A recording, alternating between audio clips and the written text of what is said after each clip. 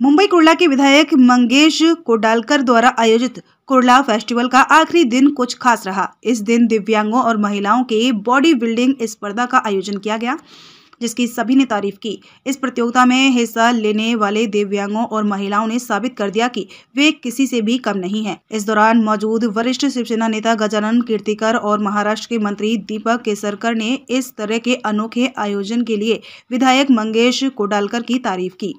कुर्ला फेस्टिवलचं आदरणीय मंगेश कोडालकर साहेबांनी केलेलं आहे।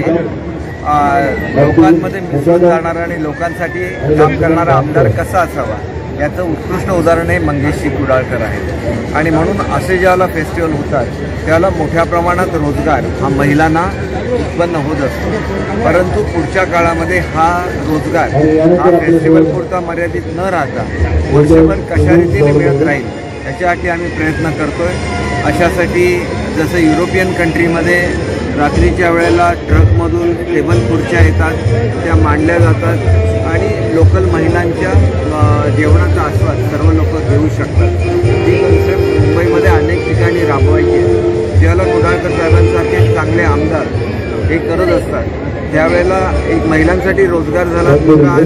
मुलांना कबड्डीची आवड असते, त्याच्यासाठी ते काम करतात। बॉडी बिल्डिंग केल्यानंतर केवळ शरीर बळकट होत नाही, मनसुद्धा बळकट होत असतं, त्याला ते प्रोत्साहन देत आहेत। आणि त्याच्यामुळे एकंदरीत जे कल्चरल ॲक्टिव्हिटीसाठी महाराष्ट्र प्रसिद्ध आहे त्यांना सुद्धा एक स्टेज त्यांनी उपलब्ध करून दिलेलं आहे, मुलांसाठी मनोरंजन उपलब्ध करून दिलेलं आहे। शेवटी लोकांविरुद्ध काम करत असताना कार्यसम्राट आमदार कसा असावा याचं उत्कृष्ट उदाहरण हे स्वतः मंगेश कोडालकर आहेत। त्यांना मी मनापासून हार्दिक शुभेच्छा देतो।